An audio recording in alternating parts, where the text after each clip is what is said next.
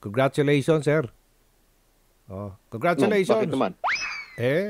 Number one ka pa rin, no? Sa latest Okta Research Senatorial Preference Survey na sinagawa noong December 10 to 14, 2023. 76% by? Alam mo ba, Aljo, Yes.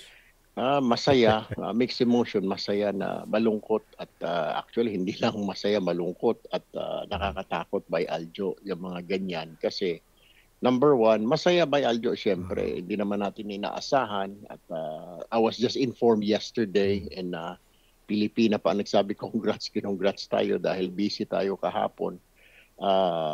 Sabi ko, bakit? Sabi ganun, number one po kayo sa survey. Tapos pinakita niya, screenshot. Sabi ko, naku, salamat. Masaya tayo by Aljo dahil wala naman tayong extraordinary ginagawa. Kaya I will take this opportunity na pasalamatan yung mga kababayan natin na hinagip nung survey na yon. Natanong sila kung sinong preferred nila. Naku, maraming salamat po. Pero masasabi ko lamang po ay napakalayo pa ho niyan. Pangalawa, yung trabaho po ng senador at trabaho ng congressman ay pareho lang naman po gumagawa ng batas. So, happy na ho tayo dito sa Congress, ika nga. Ngayon, nakakatakot by Aljo dahil siyempre may mga kalaban, yung mga galit sa atin, they will do something about it. Siyempre, yung mga basher, yan yung nakakatakot. Malungkot by Aljo because hindi pa umiinit yung upuan ko sa Kongreso. Sinasabi mga tao gusto na tayong umakyat. So, in God's grace, ika nga, in God's time. Pero hihigitan ko pa by Aljo yung ginagawa ko. Kung yung mga pinili tayo nung dinaanan ng survey, kaya nilagay nila ako dyan na gusto nila, ay dodoblehin pa natin by Aljo, gagawa ng mga batas. Actually, ang promise ko nung umupo tayo dyan sa ACT-CIS ay 120 bills ang ipapasa natin.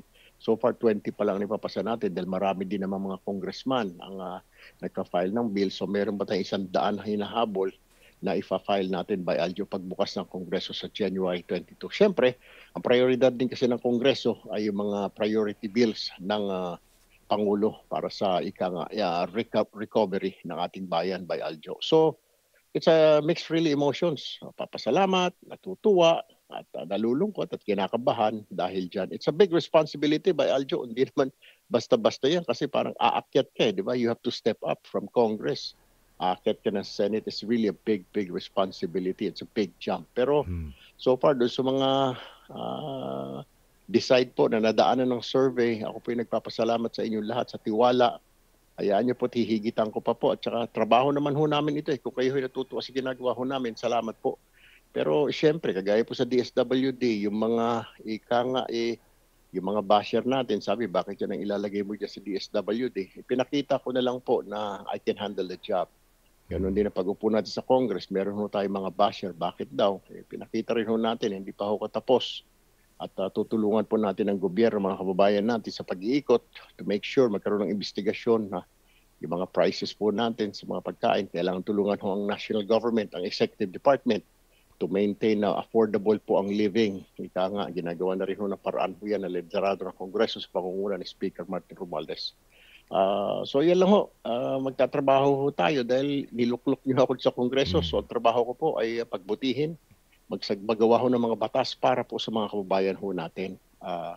Walang sinisino ho yan. Kung anong kulay ka dyan, puti, pula, dilaw, berde, yelo,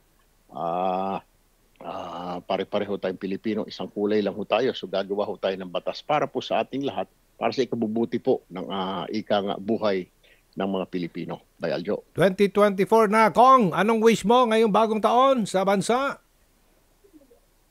Sana Bay Aljo, wala ng pandemic, wala ng mga COVID, wala na yung mga African swine fever, wala na yung mga peste, ika nga Bay Aljo, kasi medyo third world country tayo, hindi nakakayanin kung may mga ganun pa. Pangalawa, sana magandang kalusugan ng lahat. At pangatlo, sana magkaroon pa ng mas maraming trabaho, opening sa ating bayan, which ginagawa naman ng administrasyon. Kaya nga yung ating Pangulo ay parehong punta sa ibang bansa para manghikayat ng mga investors, which I heard ay parating nga po ngayong 2024 ng $1 billion investments. Lalo na po yung galing siya sa Japan.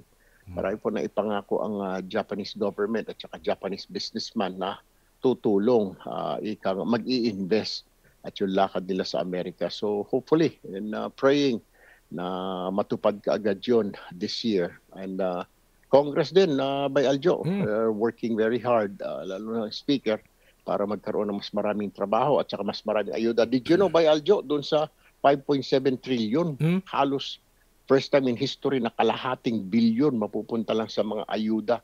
Ayuda, hindi lang by Aljo para sa mga poorest of the poor, kundi pati sa mga middle class na mga income ay nasa 23,000 and below, tatamaan ng ayuda na yon. So hindi lang yung mga walang trabaho, hindi lang yung mga minimum wage, kundi pati yung mga nasa below middle class o nasa middle class pero who are earning 23,000 and below, ay hahagipin din ng ayuda na yon. Yung may sinasabi silang parang 5,000 na one-time assistance para to start yung mga kababayan na makapag-start na maliliit na negosyo siguro by Aljo.